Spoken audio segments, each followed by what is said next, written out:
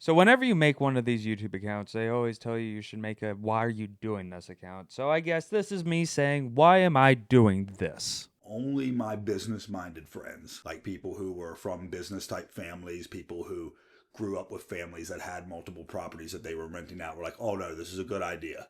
You can't lose.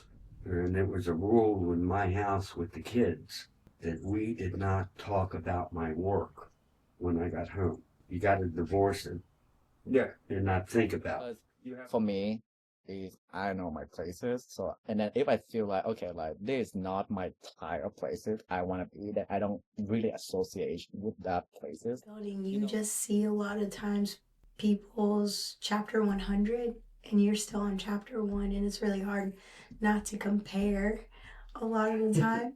But It's the selfish thought process. I think you want this, so I'm going to do this for you.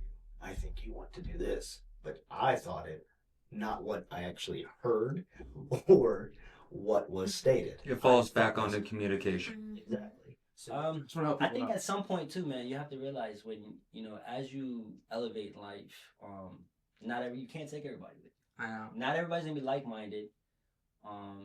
Some people just want to be in their ways, and I think People, to include myself, use these things as a crush because it's so easy, you know? The party is so much fun, it just takes away the pain at the time, you know? So now I'm just done partying, thankfully. Is my number one priority is making sure that I am as safe and as comfortable as I can be. Whatever I choose to do in my life, I need to check and make sure, okay, am I good in this? Like, am I going to be good after I make this decision? And looking back over the years, it always has been kind of a structure that kind of broke rules, and that's why you see that kind of. Or what path he's going to put you on to get there. It's not just plopping you into a purpose. It's sometimes an earned one. You have to go through a lot of hardship in order to accept the pathway to peace. He's like, that's just who we are now. He goes, the world needs people who don't freak out. But, we carry that burden. We pay that price walking around every day, being able to be that way. So, as you said, don't let those things define you. Get fed up or say, okay, this is enough. This is the direction I want to take. Then you take the necessary steps to make that happen. This is a case of being misdiagnosed. It wasn't until, again, recently that they recognized OCD as not anxiety, that it's a completely different pathway of your brain. And, it's different, needs to be treated differently. And it's a great achievement for me, but I don't see it as that because it's taken me so long. And for me, it's not even really a great achievement, period, because it's not like I accomplished something in my mind. It's me getting myself to where I should have been in the first place. Hello, everyone. My name's Casey Henry. I spent just under 11 years in the Army National Guard, 3 years Homeland Security. I have 2 kids. I am working on 1 bachelor's degree in psychology, and I still suck at putting on a fake smile.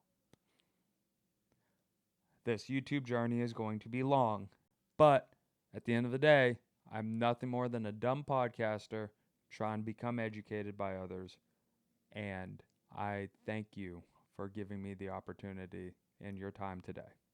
Have you ever had that moment in your life where you felt as if everything in your life changed over a single moment? You lost all control. Well, that happened to me about 5 years ago, back in 2020.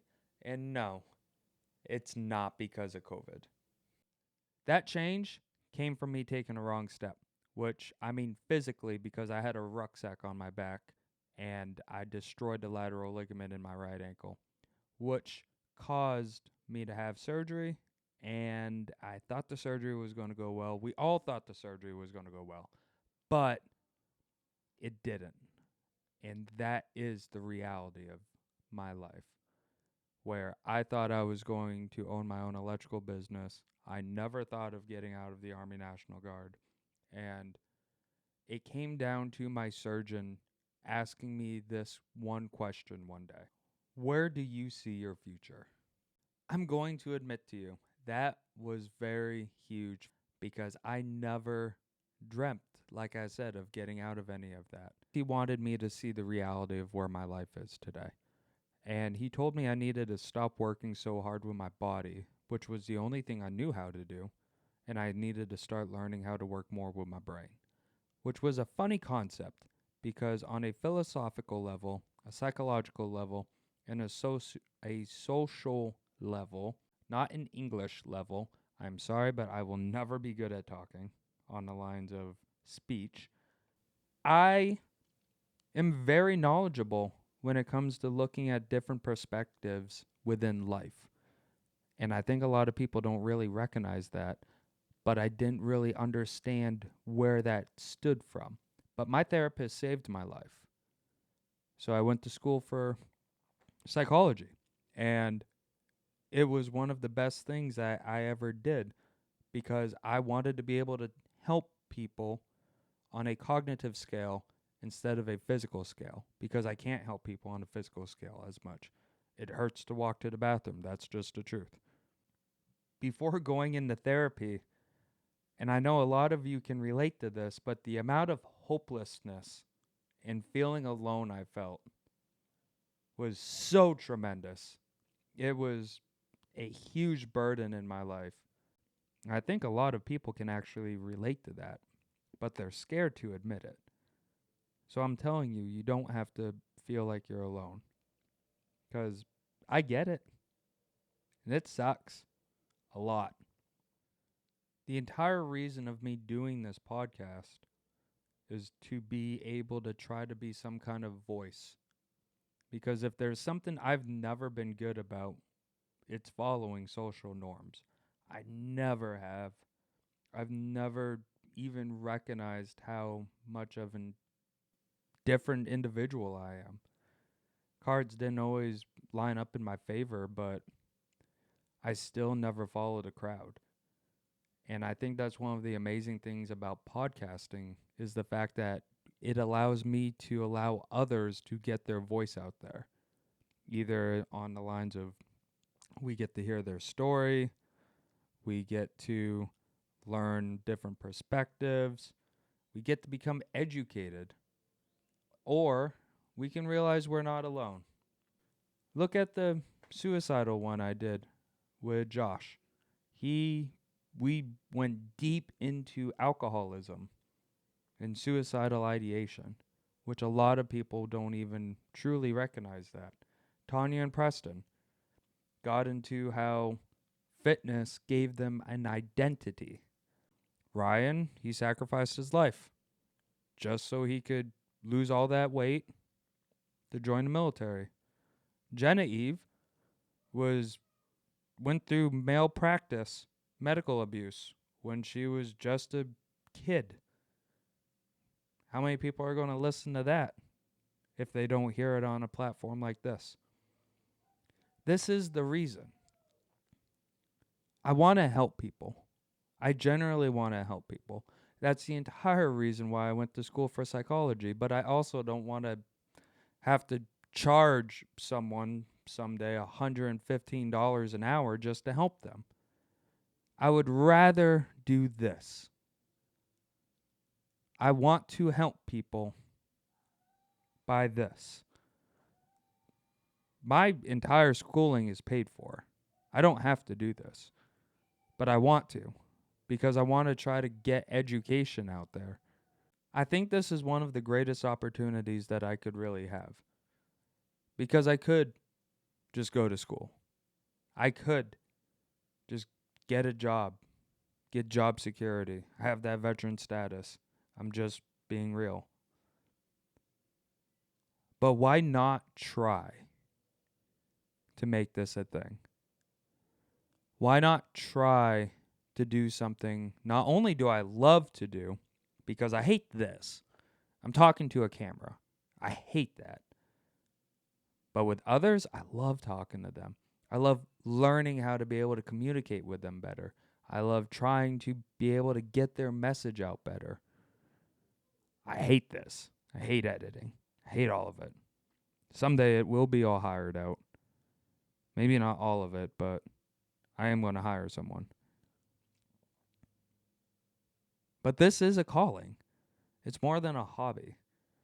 It's an opportunity to try to become another voice. Because, quite frankly, look at everyone else. How many great podcasters do you see out there on a psychological, physical, or social scale is at the age of 30? I don't care if this takes me 6 years for it to become a thing. I'm not going to stop because I enjoy it. And that's the thing, doing what you love to do. Why am I doing this? That's the question. That's the huge question that everyone wants to know. Why are you doing this, Casey? I love it. I generally love it. And it is hard because a lot of people are scared to come on a platform like this. But I'm not going to stop because I'm just going to keep going, no matter how long it takes. I'm going to, at some point, become better at doing like a solo podcast because this is nothing more than basically a video. But it'll grow into something bigger and better. And I want people to feel comfortable about coming on here and telling me their story. Even if it's from a civilian standpoint, a military standpoint, a bodybuilding competition, or maybe they just got back from a deployment. Maybe they just got done going through a divorce.